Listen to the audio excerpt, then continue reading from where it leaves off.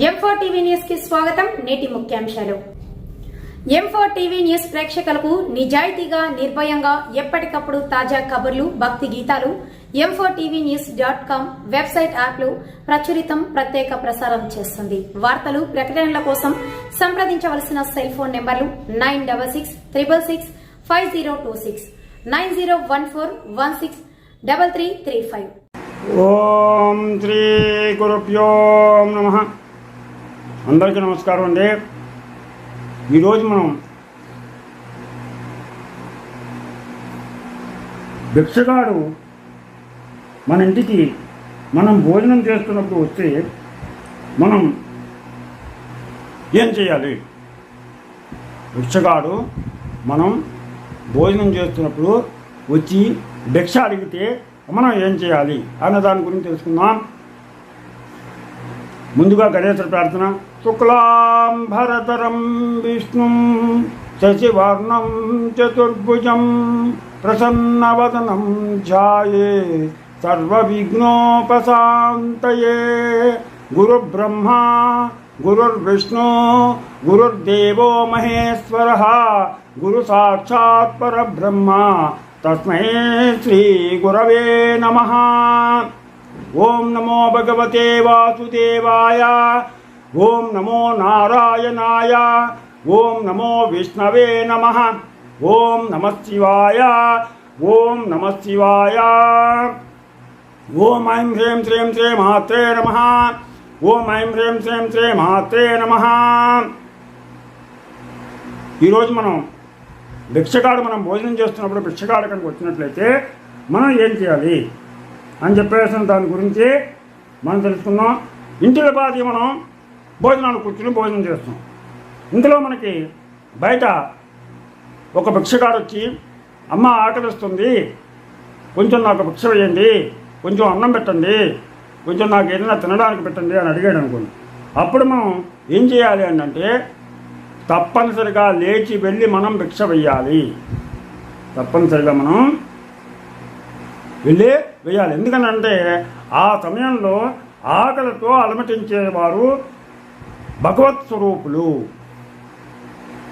ఇది భగవంతుడి యొక్క పరీక్ష అని కూడా మనం భావించాలి. ఏం చేస్తామని చెప్పేసి చూడడానికి వాళ్ళు వస్తారు. అందుకని వాళ్ళని పొమ్మనకుండా వాళ్ళకి తప్పనిసరిగా మనం లేచి చెయ్యి కడుక్కుని వాళ్ళకి తప్పనిసరిగా కడుపు నిండా అన్నం పెట్టి వాళ్ళని పంపిన తర్వాత అప్పుడు మనం భోజనం చేయాలి. అంత పెట్టలేనటువంటి పరిస్థితుల్లో ఉంటే మనం ఏది పెట్టగలిగితే అంత ఆహారాన్ని వాళ్ళకి తినడానికి ఇవ్వాలి. దాంతో వాడు చక్కగా అన్నదాత సుఖీ భవ, అన్నదాత సుఖీ భవ అని ఆశీర్వదిస్తూ పెడతాడు.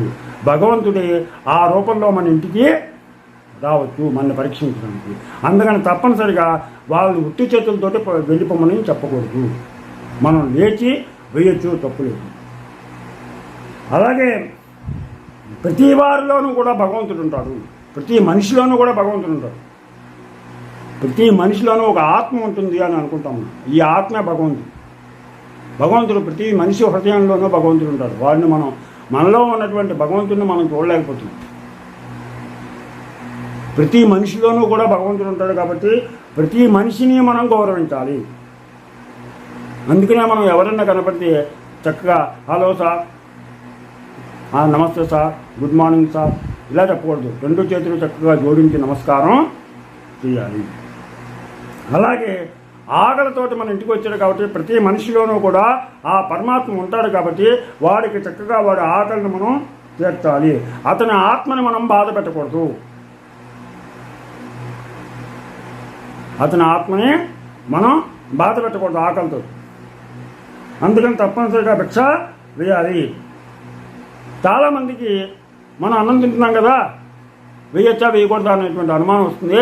అందుకని తప్పనిసరిగా ప్రతి ఒక్కరు కూడా అన్నం తింటున్నా సరే ఎవరైనా కనుక వచ్చి ఆహారం పెట్టమని అడిగితే చేయి కడుక్కుని చక్కగా వాళ్ళకి ఆహారం పెట్టి వాళ్ళ కడుపు నుండి వాళ్ళని పంపిన తర్వాత వచ్చి మరలా భోజనం చేయండి. ఎందుకనంటే ఆ వచ్చిన వాళ్ళు భగవత్ స్వరూపులుగా మనం భావించాలి. తర్వాత ఒకే ఒక సందర్భంలో మాత్రం మనం వేయకూడదు. ఎప్పుడనంటే పితృకార్యాలు జరిగేటప్పుడు మాత్రం మనం ఎట్టి పరిస్థితుల్లోనూ భిక్ష వేయకూడదు బ్రాహ్మణ భోజనం అయ్యేదాకా. ఎందుకంటే ఆ వచ్చినటువంటి బ్రాహ్మలే మన పితృదేవతలు, దేవతలే మనం ఎదురుకుండా వచ్చి వాళ్ళ భోజనం చేస్తుంది. అందుకనే ఒకటి దేవుడికి విష్ణువుకి, ఒకటికి పితృదేవతల కింద మనం ముగ్గురు బ్రాహ్మణులకు భోజనం పెడతాం. ఒకరిని ఆ విష్ణువు యొక్క స్వరూపంగా భావించి, ఒక ఆయనకి ఆ మన పితృదేవతల కింద భావించి ఒకరికి మనం